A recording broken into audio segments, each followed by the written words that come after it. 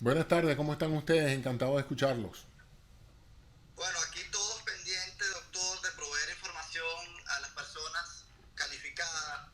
Eh, Hoy vemos en los Estados Unidos, que es la plataforma que tenemos acá abierta, cómo se han expandido muchísimo el número de casos a medida que se hacen las pruebas. Y las personas, en mi caso, en el caso de muchísimas personas, varía la reacción de acuerdo al día, de acuerdo a la cantidad de información. Y queremos saber primordialmente, ante el temor de contraer el virus, cómo reaccionar si uno siente algún síntoma, doctor. Bueno, es muy importante entender que esta enfermedad es altamente contagiosa. Si usted se encuentra muy cercano, y muy cercano es 2 o 3 metros de una persona infectada, esa persona puede fácilmente contagiarlo por la vía respiratoria. Es decir, la persona va a estornudar o a toser y de esa interacción, bien sea directa con la persona o con alguna superficie donde hayan caído esas goticas de moco o de saliva cargadas de virus, bueno, entonces esa persona va a, si toca esa superficie y adquiere las partículas virales en la mano, se las mete en el área de la nariz, de la boca o de los ojos y se contagia. Inmediatamente que se contagia, empieza un proceso mediante el cual el virus invade las células de la mucosa nasal o oral y empieza a penetrar en las células y a replicarse, a sacar copias de él mismo. Lo primero que se produce en esos momentos en las células y en esa mucosa que ya ha sido infectada es un proceso inflamatorio que produce, como todos los procesos inflamatorios, aumento de la cantidad de líquido. La gente empieza a sentir la respuesta a la congestión nasal, se hace difícil pues la molestia en la nariz y en la garganta, puede haber tos, puede haber dificultad, y más recientemente se han reportado, sobre todo mucha gente joven que ha pasado la infección sin mayores consecuencias, han reportado ausencia del sentido del olfato y del gusto, lo cual es perfectamente razonable porque si se produce un proceso inflamatorio de la orofaringe, lo más probable es que ese tejido inflamado no conduzca bien las señales de olor y de gusto. Entonces la persona pues probablemente no pase, muchas personas han experimentado esta infección de una manera leve, bien sea porque tienen muy buenas defensas o bien sea porque tienen una natural resistencia genética a ese virus en particular, y la cosa no pasa de ahí.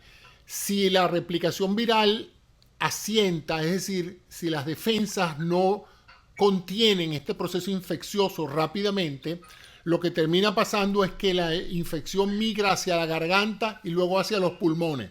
Para ese momento ya la respuesta del paciente involucra fiebre, malestar general, un decaimiento brusco que lo obliga a las personas a guardar algo de reposo, y eventualmente cuando la inflamación y la infección viral se sienta sobre los pulmones, se produce una neumonía donde ya comienza a haber dificultad respiratoria.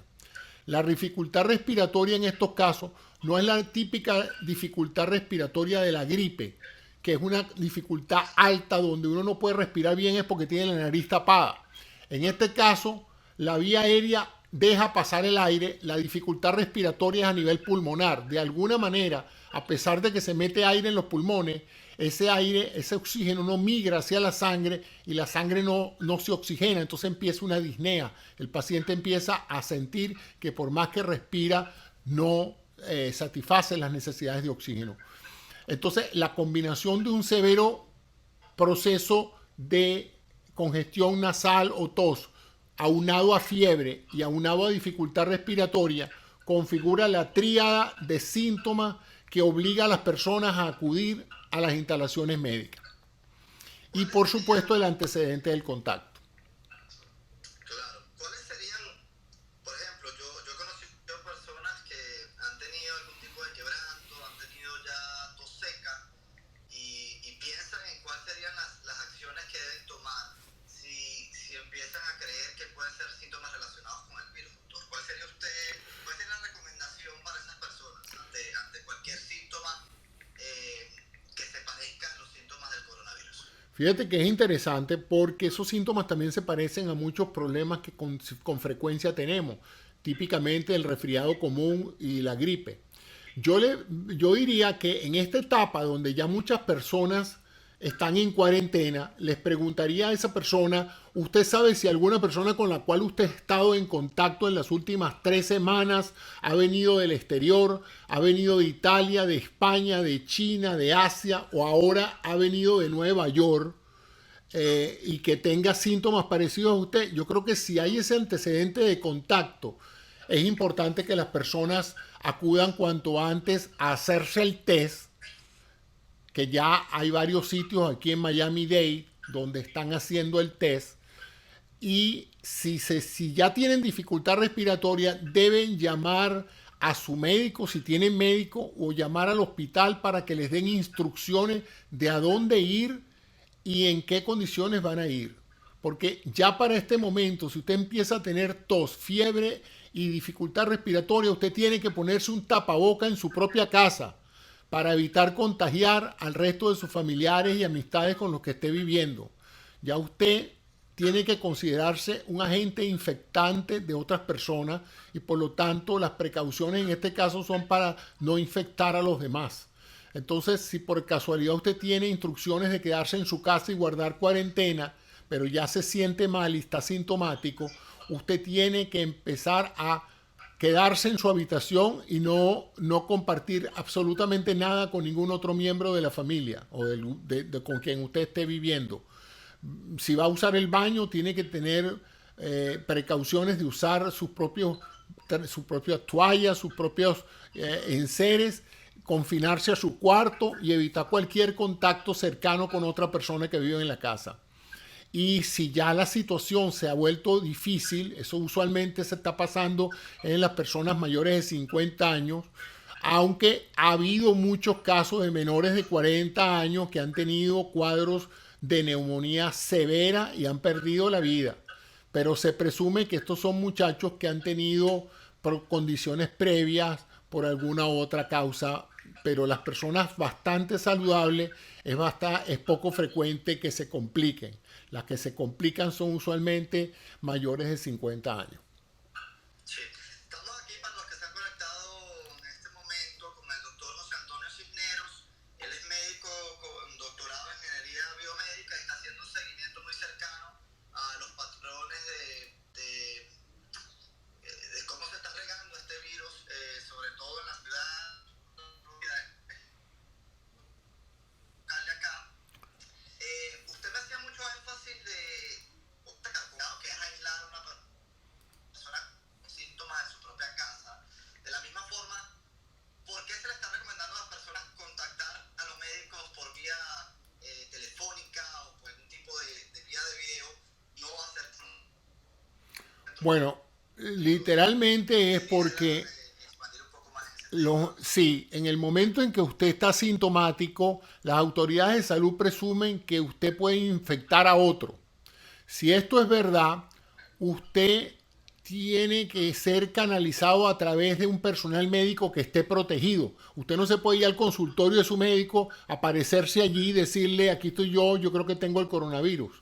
Eso sería imprudente para con el médico, para con los otros pacientes que estén allí, de tal manera de que cada vez que he oído que los médicos le dicen a los pacientes, si usted le explica a la secretaria o a la enfermera lo que tiene, ella probablemente le va a decir que se vaya directamente a las emergencias de los hospitales y no vaya al médico, porque el médico en realidad en ese momento desprotegido de toda la parte de trajes de protección, máscara, etcétera, es muy poco lo que el médico le va a poder hacer.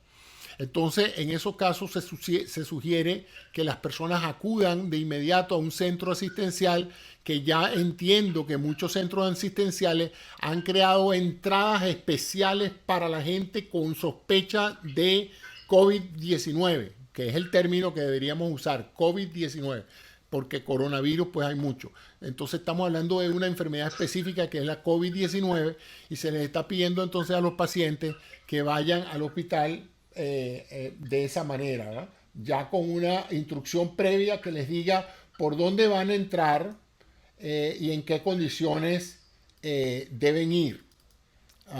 Eso es lo que he estado observando, que se ha comentado en todos los pacientes que me han referido sus experiencias al respecto.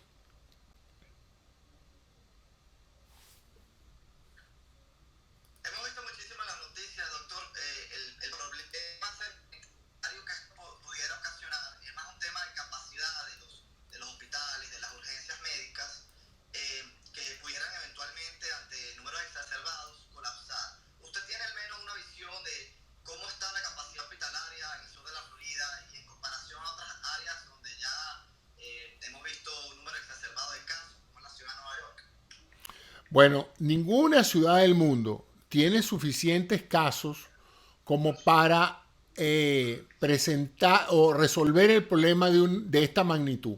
Esto es realmente inusitado, lo que ha pasado a nivel mundial. El brote, el brote epidémico es tan acelerado que el número de pacientes por unidad de tiempo, por día, excede la capacidad de los hospitales de manejar la carga natural de los hospitales más la carga derivada del COVID-19. Entonces, eso ha hecho que en casi todos los demás países, China, por ejemplo, construyó hospitales completos nada más que para esto. Europa está saturada de hospitales donde los pacientes están en los pasillos, en donde hay un sitio donde acomodarlos, se ha habilitado eso. Entiendo que en Estados Unidos se pasó una ley que le permite al presidente de una u otra manera ordenar a cualquier entidad privada que tenga un espacio disponible, sea un hotel, sea un barco de crucero, sea un galpón, un almacén, lo que sea. Legalmente las autoridades tienen la capacidad de ordenar a estos sitios de inmediato la habilitación para hospitalizar pacientes de este tipo, porque ustedes podrán entender que estos pacientes no se deberían colocar en zonas del hospital donde estén otros pacientes por otras razones, porque imagínense entonces ustedes el riesgo para todo, ¿no? Por otra parte, el personal que atiende estos pacientes con estas enfermedades infecciosas tiene que ser un personal debidamente entrenado. Esto no es así que cualquiera, porque hasta para vestirse, hasta para dotarse del equipo de protección que se necesita para esto, hay que tener un entrenamiento previo. No todos los médicos de cualquier especialidad tienen los conocimientos de cómo prepararse para atender al paciente y de cómo manejar el complejo proceso de la asistencia con ventiladores electrónicos, con ventiladores y respiradores de este tipo computarizados, ¿no? Eso es un personal bastante sofisticado. Claro. El problema de la capacidad hospitalaria, he visto que, bueno, hay personas que utilizan todos estos centros de salud para otro tipo de enfermedades y habilitar espacios ya sería una decisión del Estado en cuanto a habilitarlos para otro tipo de casos que no sean del tipo de coronavirus, habilitarlos específicamente para personas con síntomas positivas en cuanto al coronavirus. Así es. Las implicaciones de esto son muchísimas, doctor, y nosotros queríamos entender cuál es el riesgo dependiendo de edades, por ejemplo. Se ha hablado muchísimo de cómo afecta esto a las personas mayores. Ha habido muchísimas publicaciones en donde hay información contradictoria si afecta o no a personas menores de 50 años de una forma grave que la podría conllevar a la muerte. Es temprano para saber si una persona joven pudiera ser afectada mortalmente por este virus. ¿Qué piensa al respecto? Mira, la edad es el factor definitivo de riesgo. Mientras más edad, mayor riesgo. Pero el segundo factor para una misma edad es la condición de salud. Tú puedes ser muy joven, pero si tú eres una persona con alguna enfermedad o que tienes una persona o vienes saliendo de un cuadro que ha mermado tus capacidades de defensa, has recibido tratamiento antiviral por cuestiones de VIH, por cualquier otra patología que no tiene nada que ver con esto, o eres una persona de mal estado de salud, una persona que no se cuida, que tiene una alimentación muy pobre, que está muy mal nutrido, obviamente, independientemente que tú seas joven, una persona que use drogas, por ejemplo, una persona que sea alcohólica, son personas que de base tienen una pobre inmunodefensa. Entonces, en esos casos, la factibilidad de que el paciente se complique aún siendo joven existe, pues.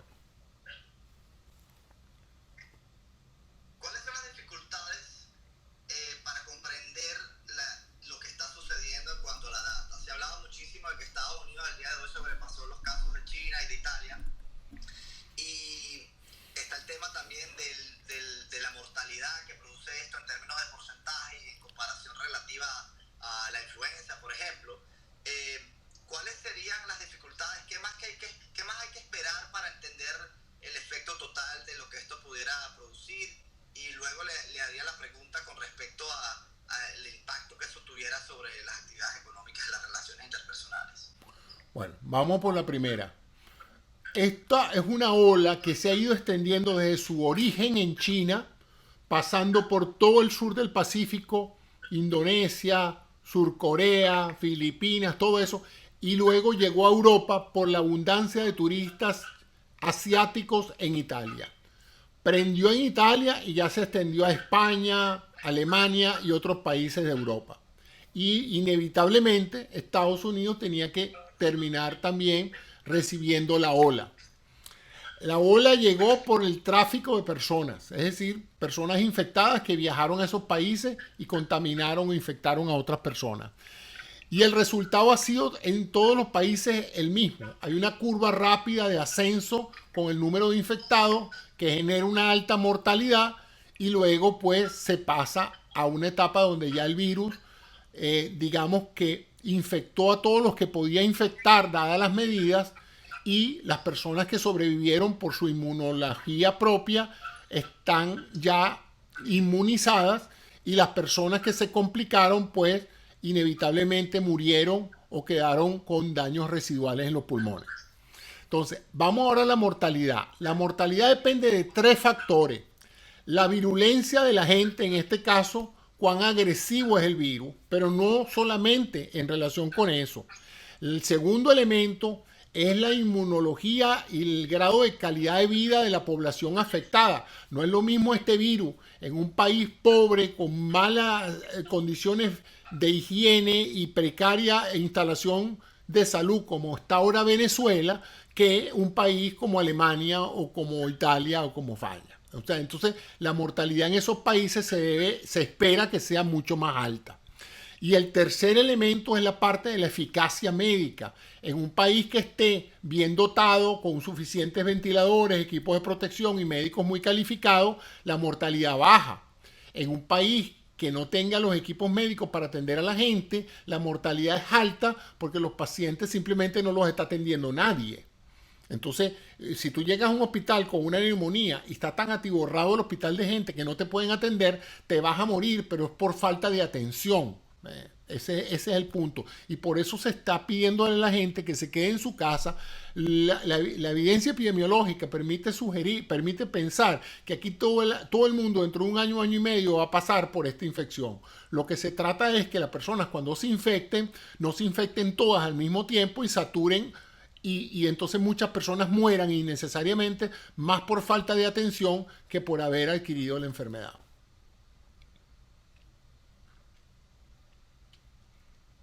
En cuanto a la parte económica que me has referido, bueno, imagínate tú, encima de esto ha sido tan masivo, ha afectado tantos aspectos de la sociedad, no solamente la parte de la enfermedad, sino que la forma de resolver esto es hacer que la gente guarde una cuarentena, es decir, que la gente pase por lo menos 20 o 30 días aislado en su casa sin ir a trabajar. No hay país, no hay sociedad en el mundo que aguante que la mayoría de la población esté literalmente sin hacer nada metido en su casa. Afortunadamente, pues, de una u otra manera, a través de equipos de protección personal, máscaras, etcétera, es posible, por ejemplo, para los first responders, las personas, policía, bombero, el personal médico, es posible que ellos cumplan con su trabajo. Y gracias a eso, pues bueno, se mantiene la viabilidad de eso.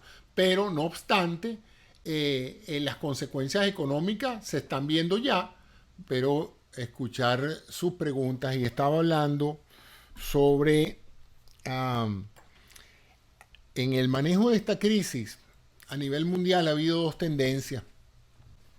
Una ha sido la escogida por la gran mayoría de los países del mundo y probablemente las que han tenido mejor éxito en el manejo de esta pandemia, como es en el caso de China, Surcorea, Italia y ahora España, que es la de la cuarentena severa, es decir, lo que llaman el lockdown en los Estados Unidos, que consiste esencialmente en que todo el mundo se quede en su casa y nadie se mueva para reducir en forma significativa la probabilidad de que la gente se contagie. Eso es esencialmente el objetivo para que todo el mundo no se enferme al mismo tiempo y aquellos que se compliquen, y les recuerdo que solamente el 5% de la población se complica, pero es que aún así el 5% de millones de personas es muchísima gente. Es mucho más gente que la capacidad que tienen los hospitales de poder atender a estos pacientes. Por lo cual se hace imperativo que las personas no acudan y no se enfermen tan rápidamente. Y eso se está tratando de hacer por la vía de la cuarentena. Por supuesto, la cuarentena tiene un impacto económico enorme, determinando pues una caída inédita del Producto Interno Bruto de cualquier país y por lo tanto de la economía en general. En Estados Unidos este paro ya ha provocado un aumento enorme en la solicitud de compensaciones por desempleo, es decir, gente que se ha quedado sin sueldo, sin trabajo, han sido temporalmente despedidos porque las empresas no están produciendo bienes y servicios y entonces estas personas se han quedado sin dinero para pagar sus cuentas y el Estado pues, como aquí hay un seguro de desempleo, en estos casos están haciendo solicitudes al gobierno. Se ha aprobado un paquete de medidas económicas para mantener la viabilidad económica de la fuerza laboral. Ningún país se puede dar lujo no solamente de que la gente no trabaje, sino que la gente no consuma, porque si la gente no consuma, por cada persona que no consume porque no tiene poder adquisitivo, evidentemente eso le cuesta el trabajo a una persona más que sí está trabajando, porque bueno, la peluquera corta el pelo si tiene alguien que viene y paga porque le corten el pelo. Si la persona que se va a cortar el pelo ya no tiene trabajo, pues no solamente está mal la persona que se cortaba el pelo, sino también la persona, la peluquera que le ofrecía ese servicio. Y entonces se produce una cadena que produce lo que se llama las grandes recesiones, la recesión económica. Tomando en consideración eso, Gran Bretaña, el Reino Unido, fue el primer país que resolvió ver la posibilidad de no hacer una cuarentena, dejar que la gente que no estuviera enferma fuera a trabajar, se infectaran, desarrollaran inmunidad propia y obviamente mantuvieran la fuerza laboral. La premisa era la gente joven, pues no tiene nada que temer, la gente joven puede ir, exponerse al virus, pasar una gripecita, una molestia, vamos a poner que hayan tenido fiebre alta, pero no terminan desarrollando esta neumonía potencialmente mortal y esa fuerza laboral mantiene viva la actividad económica hasta que todo el mundo pues adquiera inmunidad y entonces esencialmente a la larga la epidemia pasa como han pasado todas las epidemias en la historia, pues de que una vez que el virus no encuentra un huésped susceptible para infectarlo, porque ya la mayoría de la gente está inmunizada y los que se iban a morir se murieron ya, pues entonces el número de infectados baja porque simplemente el virus no encuentra otro huésped donde meterse. El problema con esto, en una pandemia como esta, es que no se sabe cuántas personas van a verse afectadas. Entonces, la premisa inicial del primer ministro inglés de no hacer una cuarentena severa y tolerar cierto tipo de actividad económica se vio afectada porque indudablemente de inmediato agarraron y dijeron, no, usted está loco. Aquí se va a morir la mitad del Reino Unido y no vamos a poder tampoco mantener una actividad económica viable mientras hay montañas de cadáveres por todo el Reino Unido. Entonces hubo un cambio de estrategia y entonces ahora también están proponiendo el lockdown, es decir, el cierre completo de las comunicaciones entre humanos en el Reino Unido, de manera que todo el mundo se quede en su casa y nadie contagie a los demás hasta que se aclare o hasta que se busque la resolución de esto, porque ya los mismos ingleses que tienen un excelente sistema de salud, el National Health Service, el NHS de la Gran Bretaña, ya la gente que controla y maneja la parte de asistencia sanitaria dijeron, señores, si se deja la libre actividad económica, la libre movilidad de los ciudadanos, aquí no va a haber hospitales suficientes en la Gran Bretaña para atender a todos los pacientes que se van a ver afectados. Y eso hizo un cambio de estrategia. El presidente Trump también ha intentado o ha coqueteado con la idea de no hacer el cierre completo, de no parar la economía completa, sino de ver la posibilidad, como él dice, de ver si para Semana Santa estamos en capacidad de hacer que la gente vuelva a sus trabajos. Pero acuérdense que este es otro país, este es un país con una unión de estados federales donde cada gobernador tiene la potestad de decidir eso por su cuenta con y sin permiso de Washington.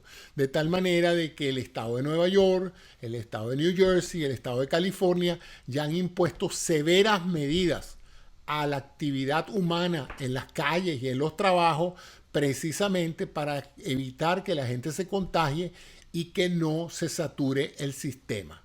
Aquí tengo a una gran amiga, Imagremi Salazar, que se hace hecho presente, y le pido a las demás personas que hagan sus preguntas. La idea aquí no es que yo haga un monólogo de lo que se me ocurra decirle, sino que ustedes tengan la posibilidad de hacerme preguntas concretas que yo pueda responderle.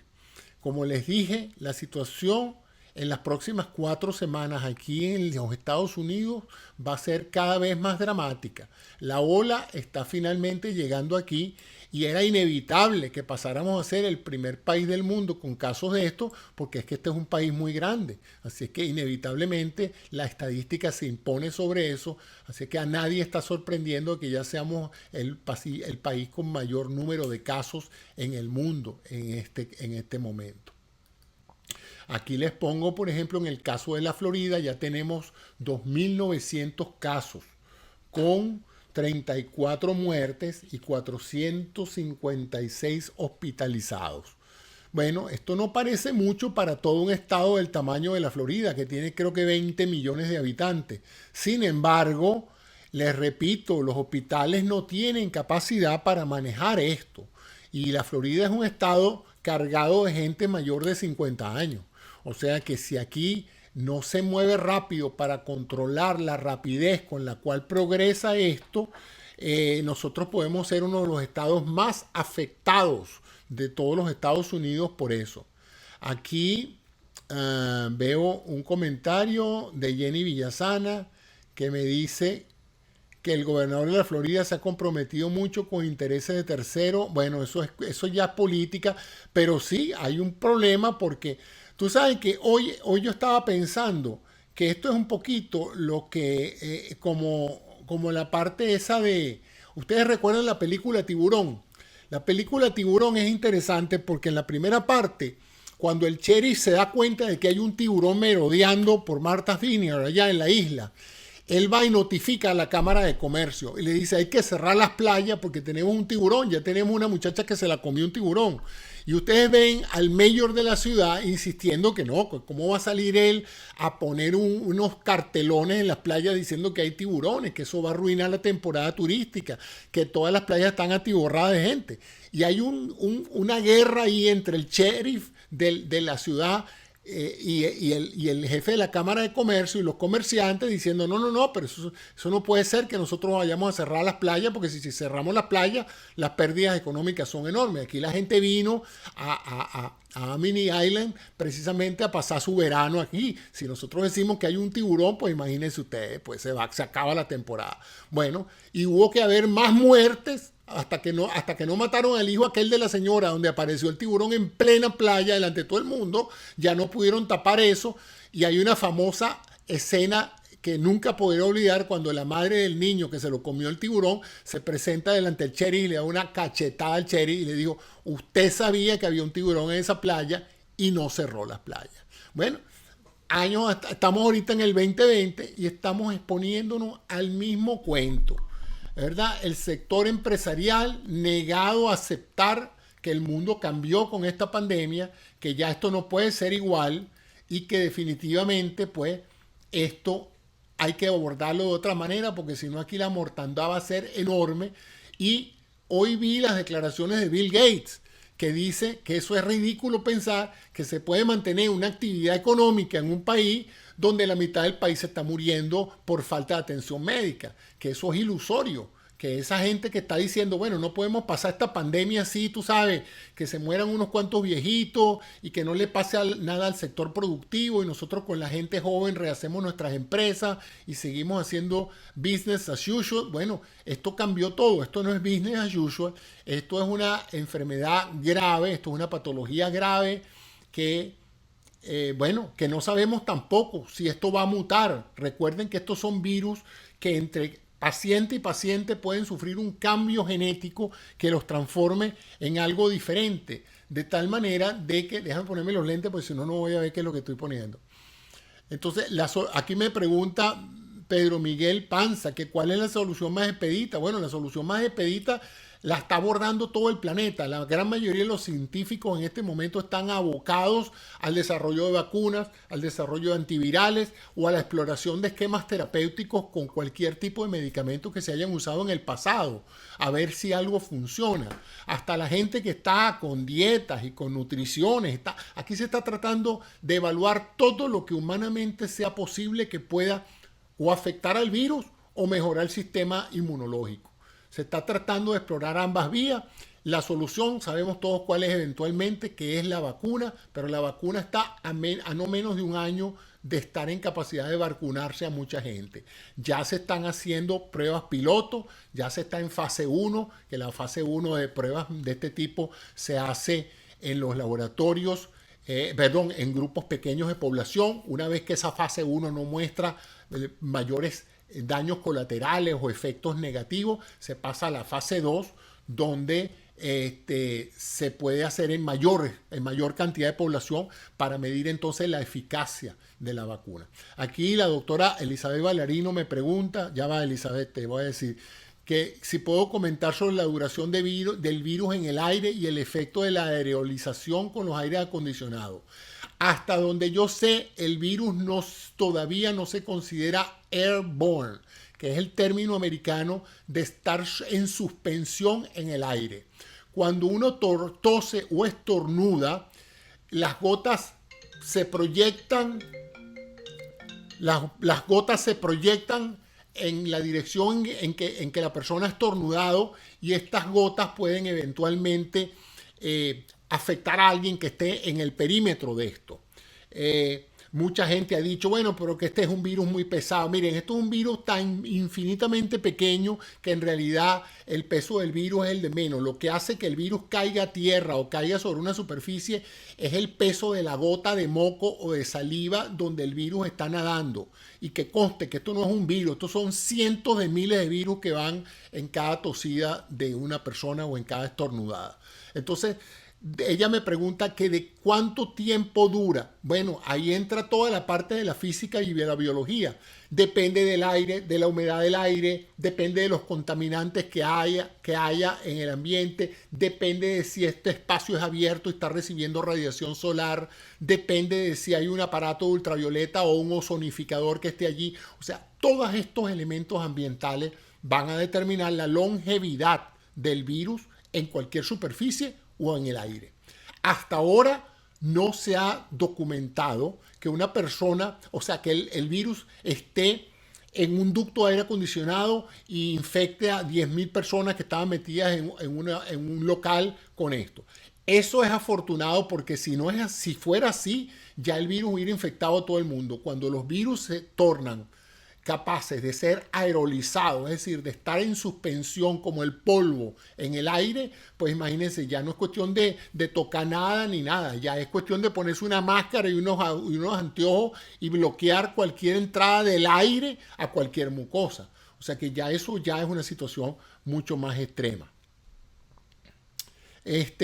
La misma doctora Ballarino me habla de la hidrocloroquina y de la citromicina. Efectivamente, la experiencia en Corea del Sur, cuando esta gente estaba desesperada y no hallaba qué hacer, porque déjenme explicarles otra cosa. A pesar de que esto es un virus, la neumonía que produce este virus, la inflamación pulmonar, no es viral nada más. Este virus, por unos fenómenos que no se conocen en realidad, produce lo que se llama una tormenta de citocinas. Las citocinas son una serie de mensajeros que el cuerpo utiliza cuando hay un proceso inflamatorio para conducir los anticuerpos hacia el sitio donde estos son más efectivos. En otras palabras, ellos van como unos misiles al sitio inflamatorio y lo atacan. Ok, en este caso, lo que está pasando con las neumonías que se producen y por qué son tan mortales, porque ustedes dirán, bueno, pero yo he tenido pacientes que han tenido con neumonía, se les pone un antibiótico y se salvan. No todo el mundo que tiene una neumonía se muere por una neumonía. Bueno, la razón es que estas son neumonías complejas donde no solamente el virus actúa como un proceso inflamatorio, sino que el virus trae a todo el sistema inmunológico, crea una reacción autoinmune en el pulmón, en el alveolo del pulmón.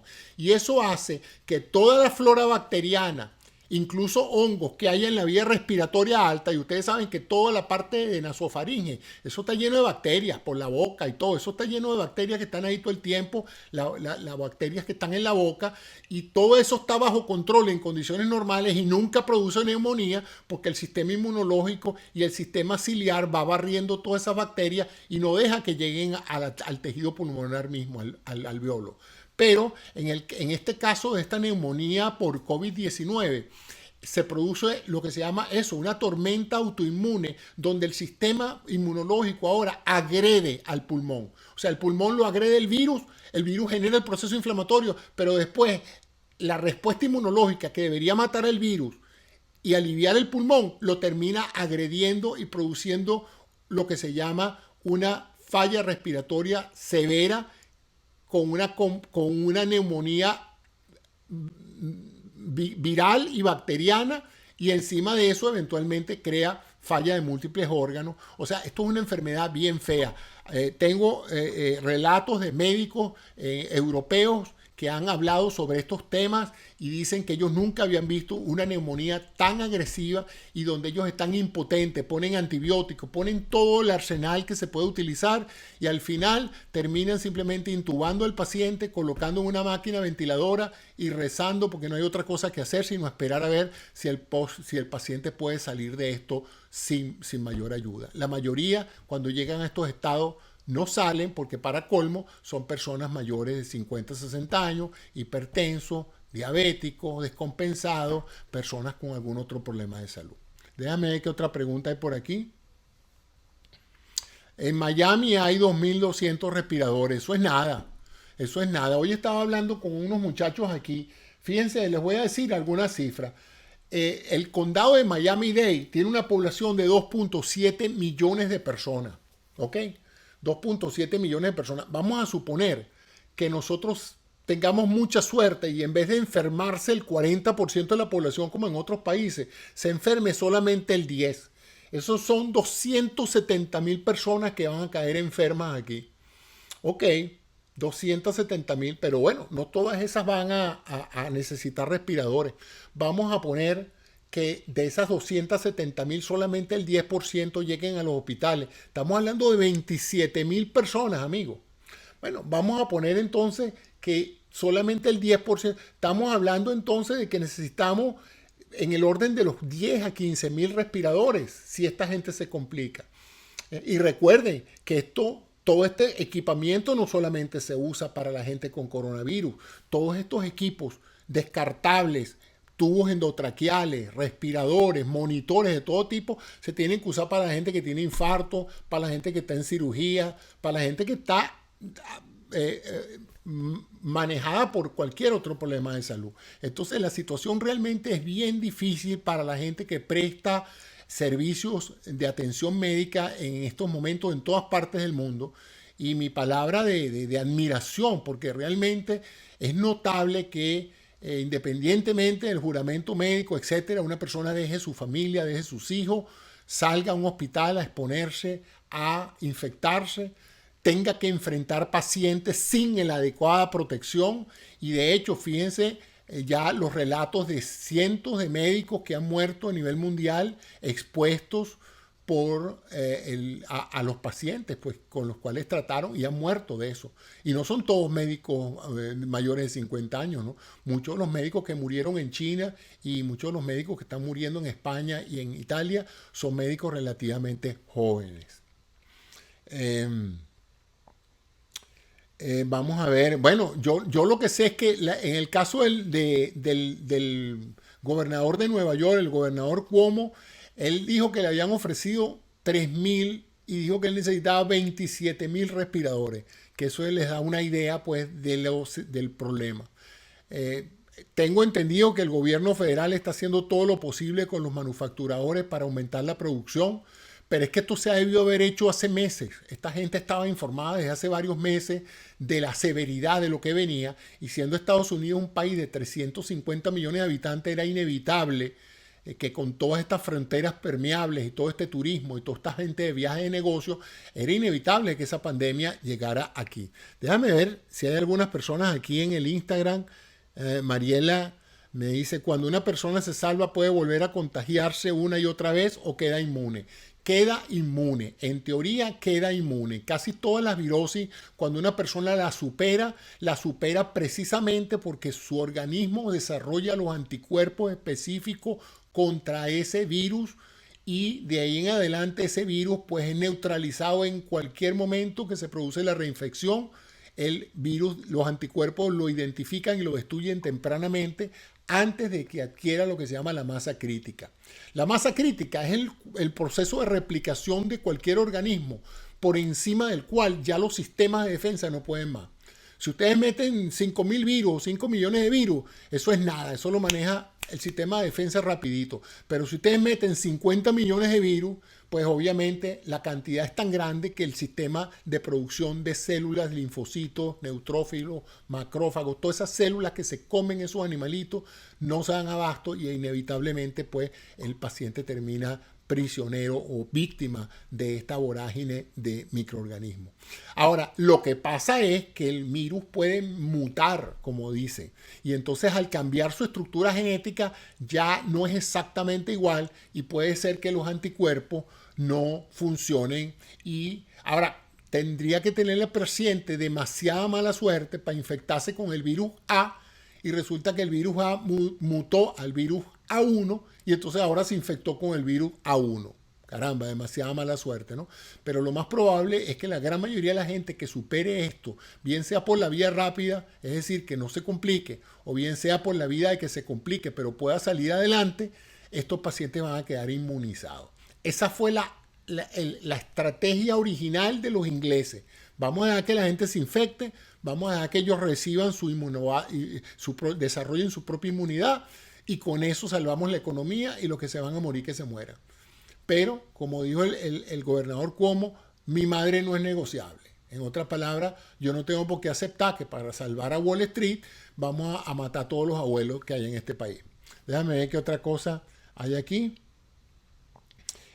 Sí, la cloroquina se usaba y se usa todavía en algunos países del tercer mundo como medicamento antimalárico. Hoy más bien se utiliza en el tratamiento del lupus eritematoso diseminado, aparentemente con mucha utilización.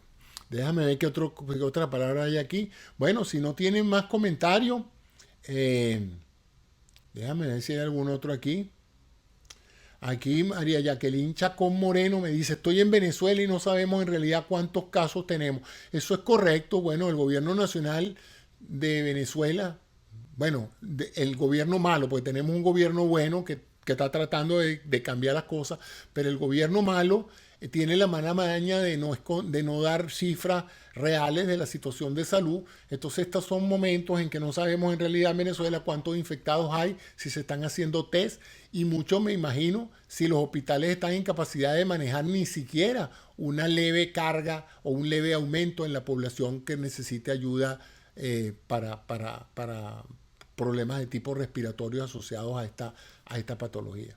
Entonces, bueno, sí, si esto llega a Venezuela, como ha llegado a todos estos países de Europa y de Asia, y ahora está llegando a Estados Unidos, las consecuencias van a ser lamentablemente muy feas, muy duras para todos, para los que están allá y para los que estamos aquí lejos del país. No sé si tienen otra pregunta. Si no tienen otra pregunta, bueno, no quiero terminar de arruinarles su viernes. Desearles que tengan un buen fin de semana en cuarentena.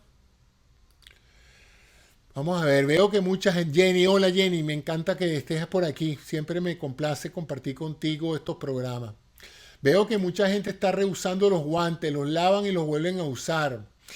Bueno, en teoría no debería haber ningún problema, ¿no? Porque si tú lavas los guantes bien lavados con jabón, es lo mismo que si estás lavando bien tus manos. O sea que en teoría, si los guantes vienen contaminados con el virus y el virus lava las manos, lava también los guantes, ¿no?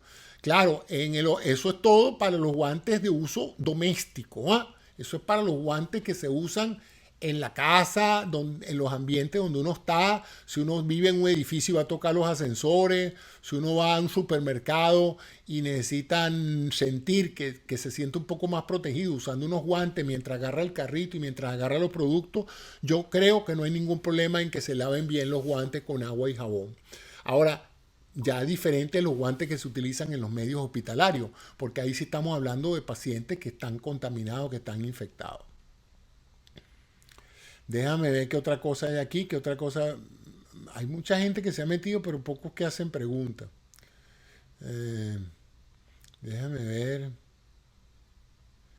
Bueno, no sé si hay alguna otra pregunta. Lo que pasa es que ya todo el mundo debe tener un doctorado en coronavirus, porque realmente la cantidad de información disponible ha sido amplia. Ha habido mucha gente que ha explicado muy bien todos los aspectos técnicos, los aspectos médicos, los aspectos económicos, de tal manera de que, bueno, yo creo que en las próximas semanas haremos menos énfasis en explicar qué es y cómo se produce la enfermedad y cómo se contamina, porque ya todos somos unos expertos en eso, y estaremos más bien cubriendo la evolución y la severidad de los cambios. Ya en Miami-Dade, esta noche, hay toque de queda. En otras palabras, no se va a poder salir en la noche. No entiendo mucho eso de que no se pueda salir en la noche, porque al fin y al cabo yo nunca he visto un alma después de las 10 de la noche aquí con esta cuarentena. Yo no creo que nadie sale, ¿no? Saldrá la policía y saldrá la gente que necesariamente tendrá que ir a los hospitales, pero yo creo que la mayoría de la gente se está guardando en sus casas. Pero siento que eventualmente vamos a pasar por un tipo de restricciones como las que hay ahorita, severamente penadas en Europa. En Europa, si usted sale y lo agarran y no tiene una muy buena excusa para estar en la calle, va preso o le meten una multa muy grande. Así es que tarde o temprano aquí, ante un aumento abrupto de los casos, las autoridades van a tener que verse forzadas a prohibir que la gente salga ni siquiera a hacer ejercicio. Así es que hay que irse preparando para esa posibilidad.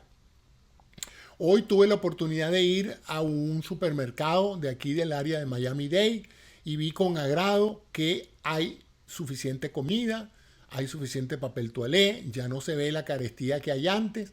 Impusieron un orden estricto de solamente un paquete de papel toalé y en muchos casos los productos son uno o dos por persona o por cesta, pues.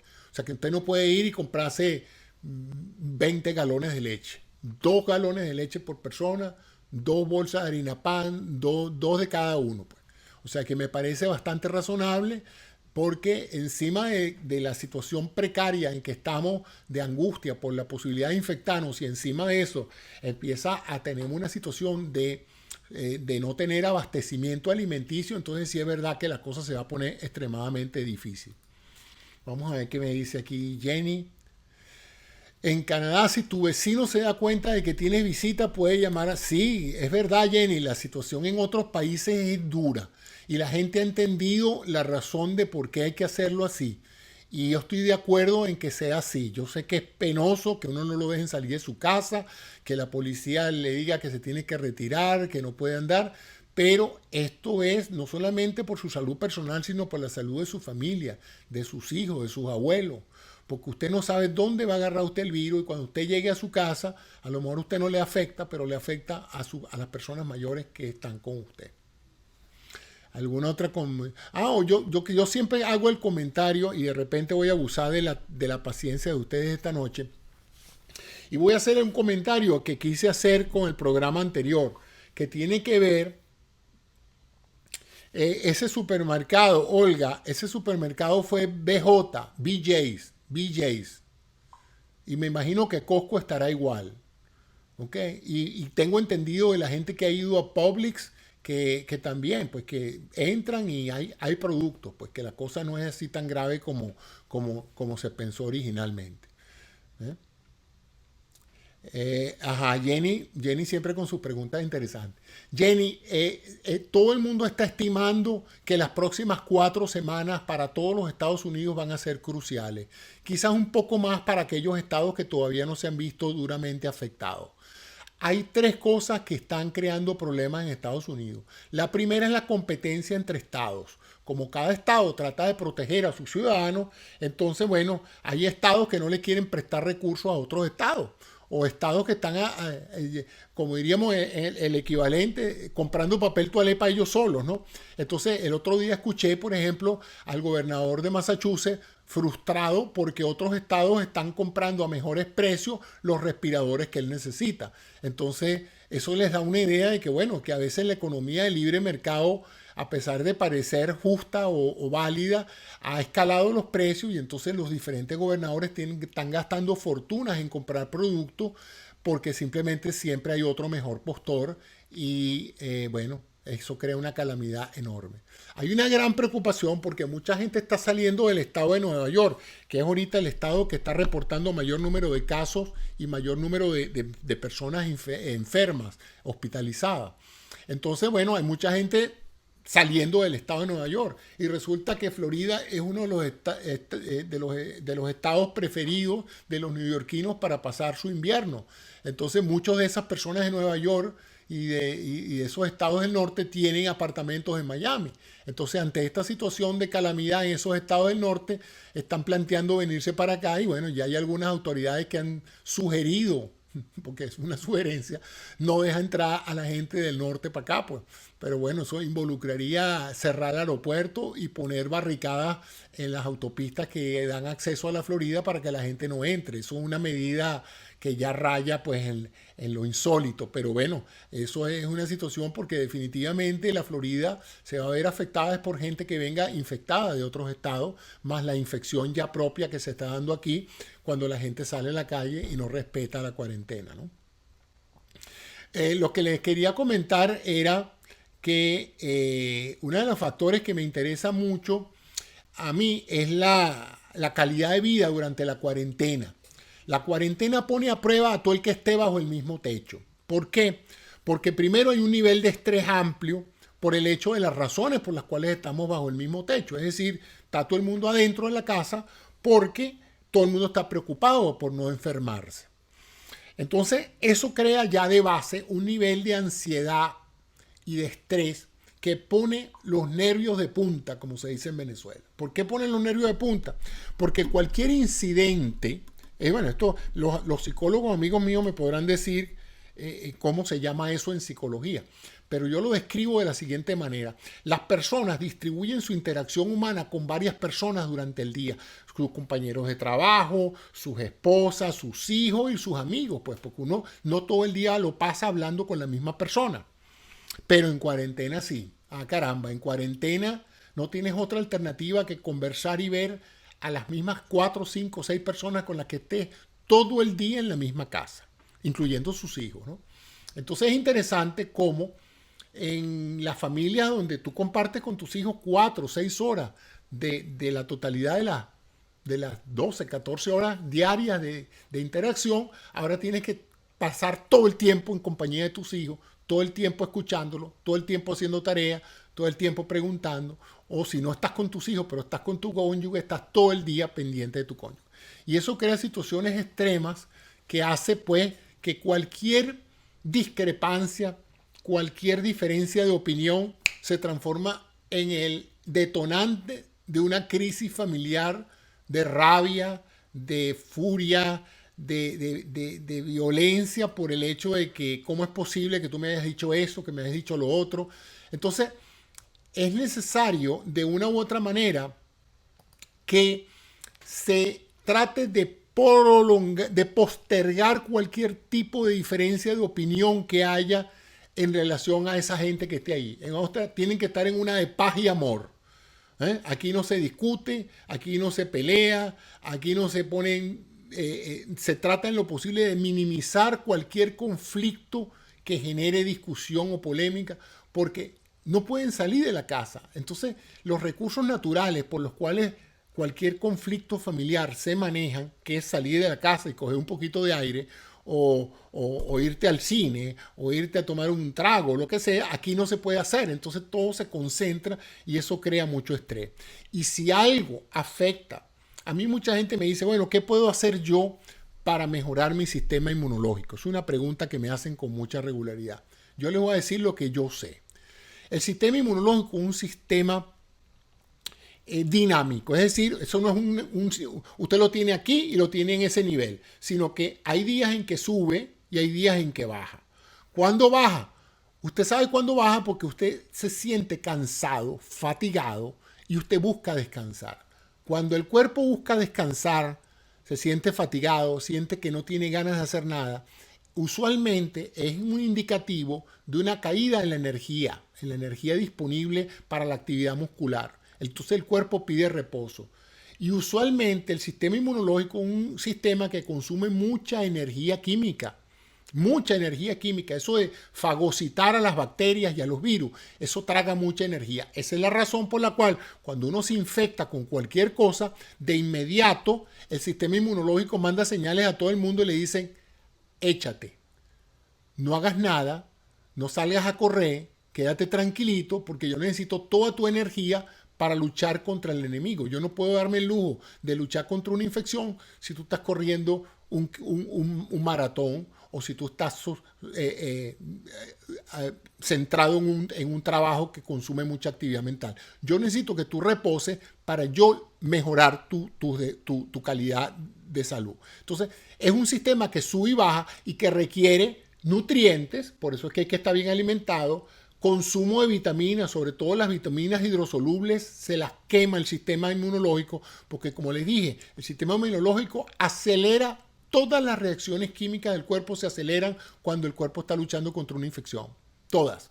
Y esas reacciones consumen todo el complejo A, B, C, todas las letras del abecedario se consumen muchísimo en ese proceso. Y esa es la importancia que usted esté bien nutrido y que esté bien hidratado. Y tiene que estar bien hidratado porque muchos de los productos de desecho de esa lucha interna del sistema inmunológico contra el agresor termina creando una serie de metabolitos que intoxican y que se excretan por el riñón. Ahora, usted no va a botar eso por el riñón si no tiene agua de exceso. Entonces usted necesita hidratarse bien y sabe si se está hidratando bien porque va varias veces al baño a orinar durante el día. Si usted está orinando una sola vez al día, usted no está tomando suficiente agua. Entonces, les digo que eso es lo único que se puede hacer para mantener el sistema inmunológico. Pero lo que sí se debe trabajar es no hacer cosas que dañen el sistema inmunológico.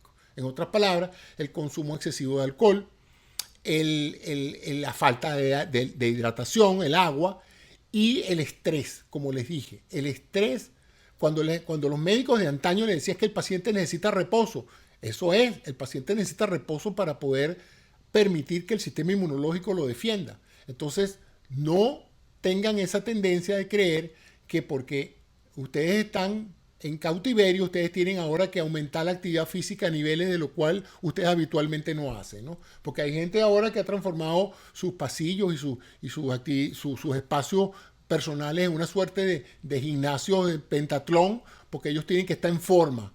Bueno, recuerden que estar en forma también debilita el sistema inmunológico porque el sistema inmunológico necesita esa energía que usted le está dando a los músculos para hacer esos ejercicios. Entonces, moderación, buena hidratación, buena nutrición, suministro de vitaminas, sueño completo, trate de dormir, aproveche ahora y trate de dormir sus 8 horas completas y trate entonces de evitar conflicto y de adoptar un tipo de comportamiento de grupo que reduzca el estrés y la angustia y la ansiedad.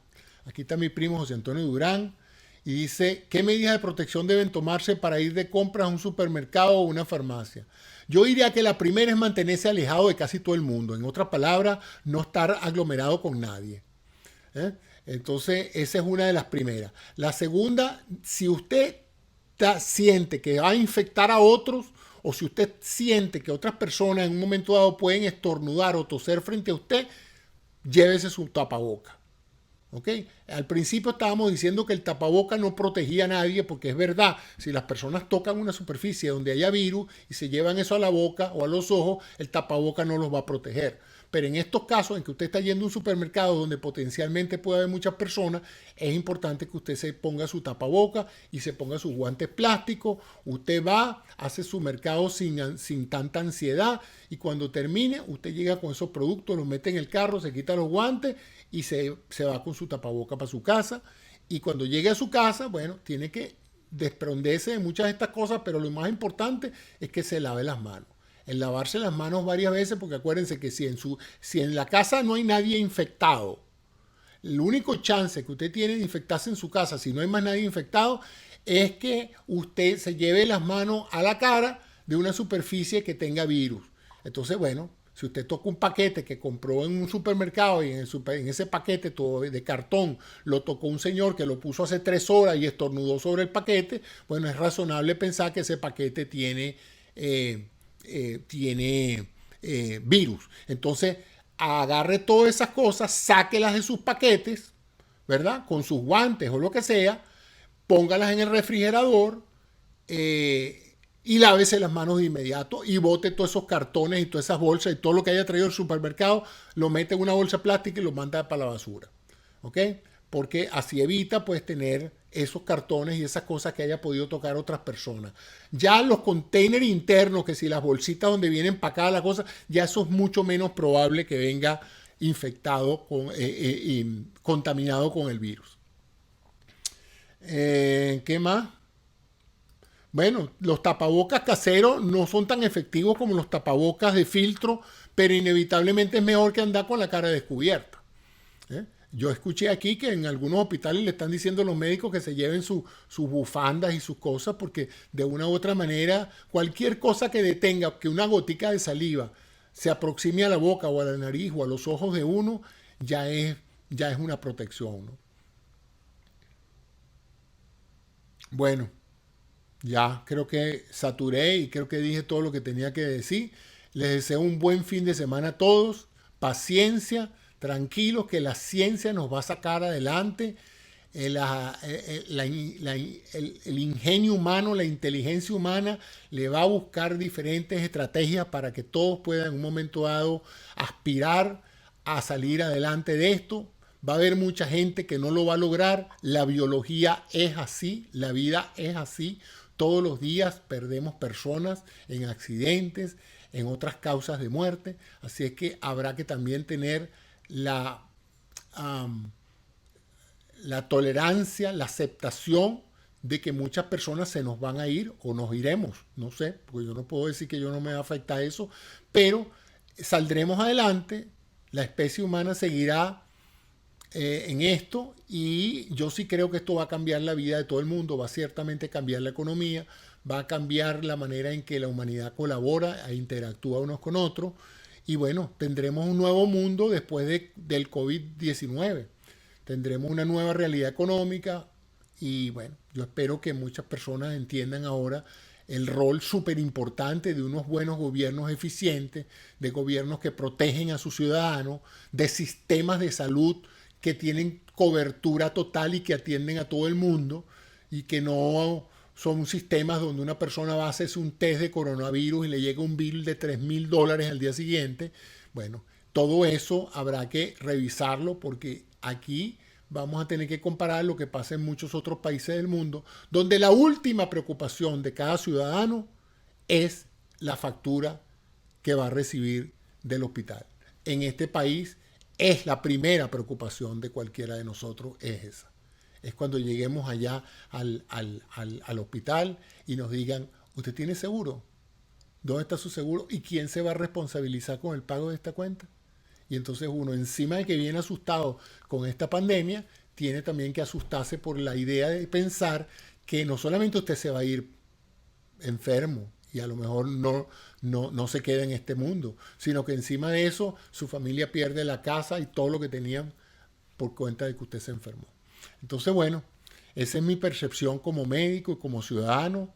Yo sí creo que esto va a ser más evidente que... Estoy de acuerdo contigo, Jenny. Hay que tomarse un vinito también. El vinito es un buen vasodilatador, un buen relajante, hace que la gente se sienta un poco más cómodo. Y eso sí, no se vaya a tomar 3 botellas de vino, ¿no? Tampoco es para tanto. Entonces, bueno, estamos por empezar el mes de abril, un mes importante. Y el mes de abril va a decidir muchas cosas en Norteamérica y en el mundo. Es el mes donde en muchos países va a ser pico esta pandemia. Así es que espero que todo salga bien, que salgamos adelante. Y bueno, aquí un saludo de Carmen Jacqueline Chacón desde Venezuela, 1 millón de gracias. Siempre pendiente de Venezuela, Carmen. Siempre llevando a Venezuela en el corazón. Siempre preocupado por lo que está pasando, pero siempre esperanzado de que vamos a salir los de allá y los de aquí y que algún día podremos volver al país y reconstruir el país que nos vio nacer, que no se parece en nada a este. El otro día estaba algo triste porque estaba pensando en la cantidad de muchachos jóvenes que tienen 22, 23 años que no conocieron otro sistema, que no conocieron una Venezuela diferente donde uno podía salir a cualquier hora y no lo atracaban y no lo mataban y no lo molestaban. Y la gente podía desarrollarse, donde los inmigrantes llegaban y prosperaban en pocos años y donde todos teníamos acceso a la salud y a la educación. Y lo digo porque yo tuve acceso a la salud y a la educación. Yo no recuerdo que mi madre pagara nunca una factura de salud. Por lo menos en la primera infancia y en la adolescencia, cuando uno tenía problemas, uno iba al hospital, lo veía en los hospitales públicos, lo curaban, uno se iba para su casa y yo no recuerdo nunca que mi mamá haya sentido preocupación por una factura de un hospital público. Y los hospitales públicos eran muy buenos. José Antonio, ¿qué se le puede decir a una persona que está curada cuando se van los síntomas o un tiempo después? Bueno, mira, si esta pandemia se comporta como todas las otras infecciones virales, tipo influenza o tipo cualquiera de estas infecciones virales que conocemos, la inmunidad debe permitirle a la persona no tener otras complicaciones. Los pacientes que han superado esto después de una severa neumonía, vamos a aquellos que sí se complicaron, que hicieron esta neumonía tóxica con septicemia y se vieron muy graves, pero sobrevivieron. Estos pacientes, según la experiencia de China y de Corea del Sur, van a terminar con una severa fibrosis pulmonar. Les dije, esos agentes inflamatorios actúan comiéndose al mismo pulmón y desarrollando una respuesta compensadora que sustituye al tejido pulmonar por tejido fibrótico. Por eso se llama fibrosis pulmonar. Y por supuesto ese tejido no respira, pues ese tejido no contribuye a la ventilación y a la oxigenación de la sangre y por lo tanto estas personas van a quedar con una insuficiencia respiratoria crónica. ¿Qué otra cosa hay que aquí? Bueno, creo que luego que no sale el virus en 2 exámenes, sí. Lo que está pasando es que hay personas que han superado el virus. Hoy estuve escuchando al mayor de la ciudad de Miami. Él tuvo un contagio directo con alguien que estaba infectado. Pasó por una etapa de virulencia sin mayores síntomas graves. Ya salió de eso, se siente bien, pero cuando fue a hacerse el test todavía estaba positivo. Entonces, en muchos casos, a pesar de que hay una mejoría sintomática, el virus todavía está detectable en las células de la nasofaringe. Entonces, en estos casos, antes de dar al paciente de alta, se le está pidiendo un segundo examen de coronavirus, de COVID-19, hasta que los 2 exámenes secuenciales no dan negativo, no se considera que ya la persona está en capacidad de salir porque ya no es contagiosa para otras personas. No es que le va a dar la enfermedad de nuevo, es simplemente que si todavía tiene virus, pues puede contagiar a otros. Ok, bueno, gracias Beatriz, gracias por saludarme desde Venezuela. Y bueno, me complace mucho haber podido conversar con ustedes sobre todos estos temas. Para mí es un gran alivio profesional y emocional el poder en la cuarentena poder conversar con gente y ser útil de alguna manera. Ya mi condición física no me permite salir a un hospital a ayudar a nadie. Creo que no sería prudente de mi parte ni para con el equipo médico ni para con los pacientes que fuera a atender. Así es que en esta etapa de mi vida profesional prefiero ser un efectivo comunicador de temas de salud, aclarando y reduciendo la ansiedad y las preocupaciones de la gente a través de una información veraz y oportuna, que por cierto es una de las cosas que se está perdiendo en esta pandemia. Hay una cantidad de bolas que circulan en las mensajerías privadas que son francamente como para sentarse a reír, pero lo más dramático no es que la gente, que les parezcan insólitas, sino que la gente las hace virales, ¿sí? Las riega. Entonces mucha gente termina creando teorías conspirativas que no aclaran el panorama y lo que generan es una gran ansiedad. Bueno, me voy a despedir de ustedes, espero que hayan disfrutado este conversatorio y hasta una próxima oportunidad. Ya la semana que viene espero poder hablarles ya no de todas estas partes médicas, sino comentar un poquito la efectividad de las medidas que se están tomando a nivel nacional y mundial. Muchas gracias a ustedes por su atención y bueno, de nuevo espero que me sigan sintonizando. Gracias a todos y buenas tardes. Feliz fin de semana.